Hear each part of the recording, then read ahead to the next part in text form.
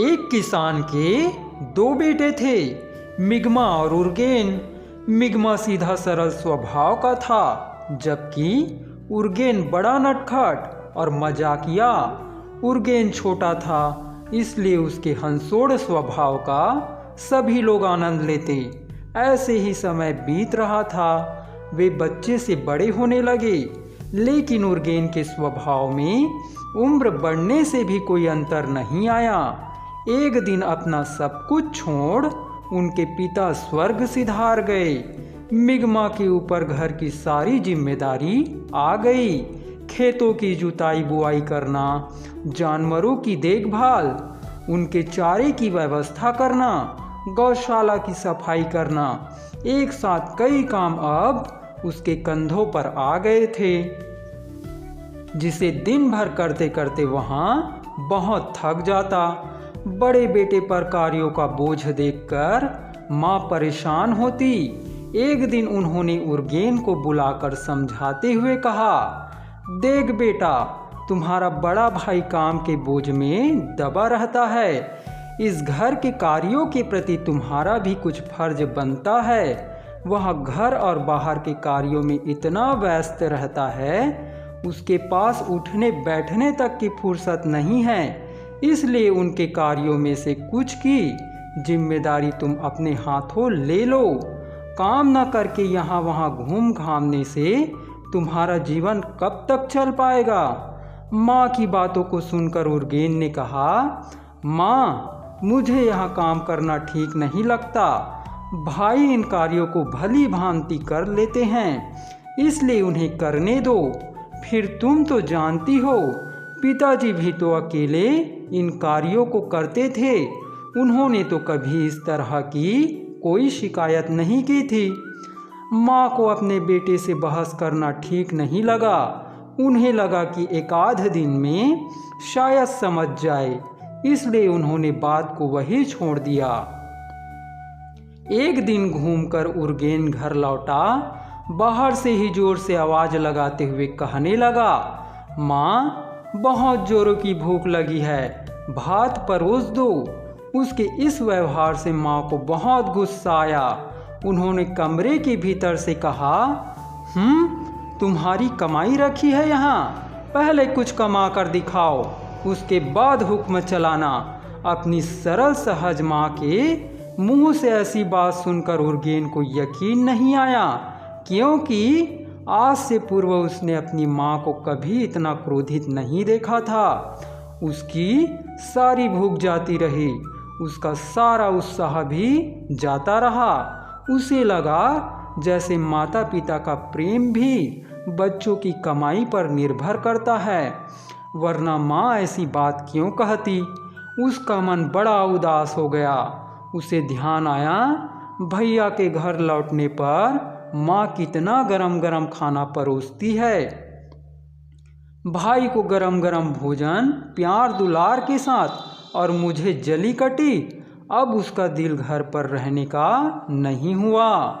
उसने अपने कंधे पर कंबल डाला और घर से निकल पड़ा। माँ का मन भी दुखी था कि उसे सख्ती से पेश आना पड़ रहा है, पर उसके पास अन्य उपाय भी नहीं था। उसने सोचा, उर्गेन खेतों की ओर जाएगा। सूर्यास्त के समय जब मिगमा घर लौटा तो भाई के विषय में पूछा, आज उर्गेन ने खेतों में क्या किया। भाई ने कहा, वह खेतों की ओर आया ही नहीं, कुछ करने का तो सवाल नहीं उठता।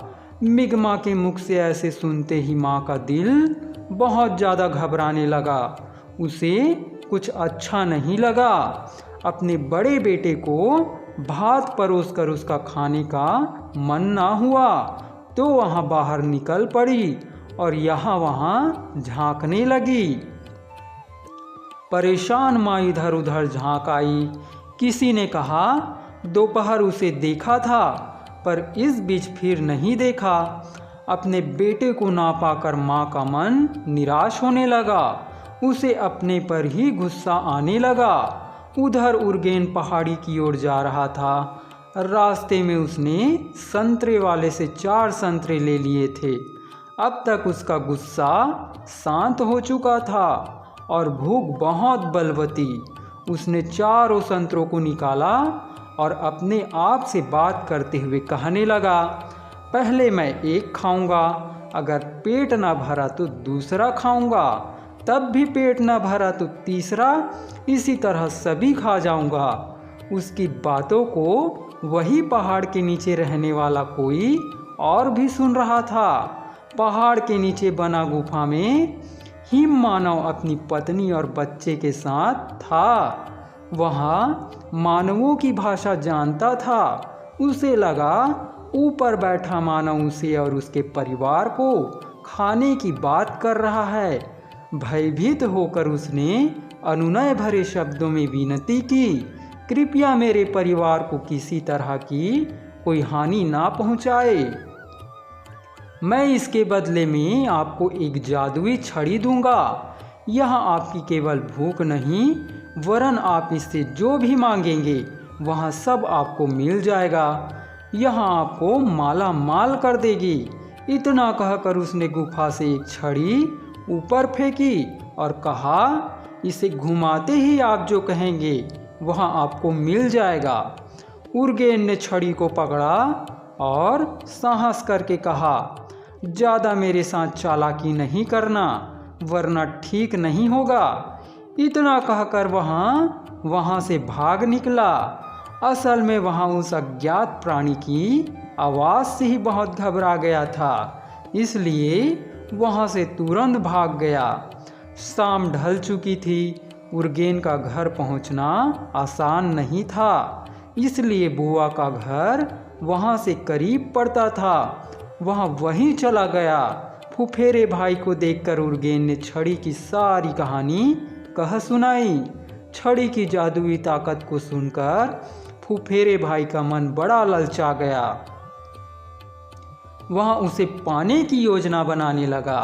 रात को थके हारे उर्गेन ने जैसे ही सिरहाने अपना सिर रखा, तुरंत खर्र खर्र कर वहाँ खर्राटे भरने लगा।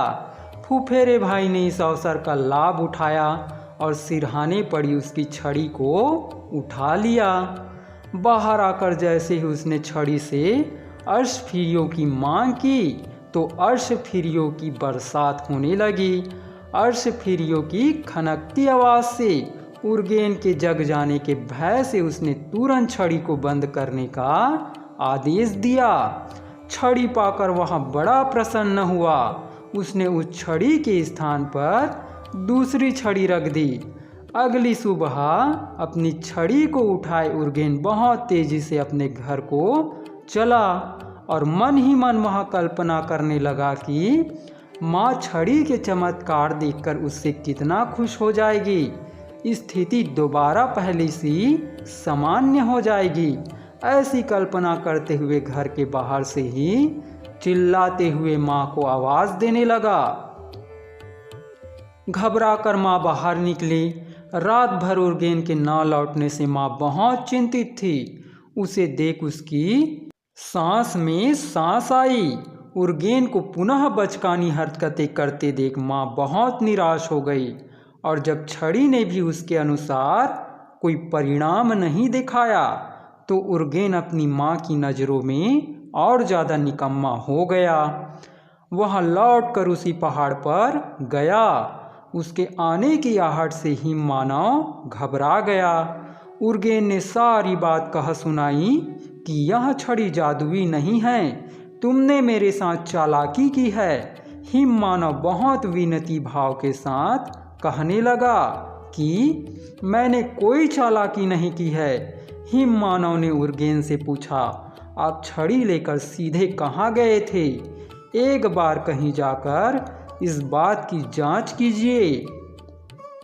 आज मैं पुनः आपको एक और छड़ी दूंगा जो आपको तमाशा दिखाएगी। उर्गेन उस छड़ी को लिए अपनी बुआ के यहाँ गया। आज भी उर्गेन के हाथों एक और छड़ी को देखकर फुफेरे भाई का जी ललचाने लगा। उर्गेन को देखकर वहाँ बहुत घबरा भी गया था, परंतु उर्गेन का व्यवहार अपने प्रति सामान्य देखकर वह निश्चिंत हो गया और उस नई छड़ी के संबंध में जानने की जिज्ञासा व्यक्त करने लगा। पिछले दिन की भांति छड़ी को अपने सिरहाने रखकर जब उर्गेन सो गया तो फुफेरे भाई ने उसे चुपचाप उठा लिया और उसको तमाशा दिखाने का आदेश दिया। आदेश का तुरंत पालन हुआ और वहाँ छड़ी फुफेरे भाई के ऊपर छड़ियाँ की बरसात करने लगी। उसके दर्द से चिल्लाने पर बुआ और उर्गेन की नींद में खलल पड़ गई। बुआ ने अपने बेटे की हालत देखकर उर्गेन से मदद मांगी। उर्गेन को बात समझते देर नहीं लगी। उसने तुरंत कल वाली छड़ी की मांग की। मार से मुक्त होने के लिए वहाँ तुरंत छड़ी ले आया। उर्गेन अपनी जादुई छड़ी लेकर घर लौटा। अपनी माँ को जब उसका जादू दिखाया तो माँ बहुत खुश हुई। माँ ने कहा, अगर मैं तुम्हें नहीं डांटती तो तुम यहाँ सब कैसे प्राप्त करते। तब माँ ने उर्गेन से कहा, माता पिता बच्चों के दुश्मन नहीं, उनके शुभ चिंतक होते हैं। उन्हें सही राह दिखाने के लिए कभी कभी उन्हें कटु होना पड़ता है। उर्गेन अपनी माँ की बातों को समझ गया था। अब उनके परिवार में किसी चीज़ की कमी नहीं थी। वे गरीबों और ज़रूरतमंदों की सहायता करते और सुख से रहने लगे।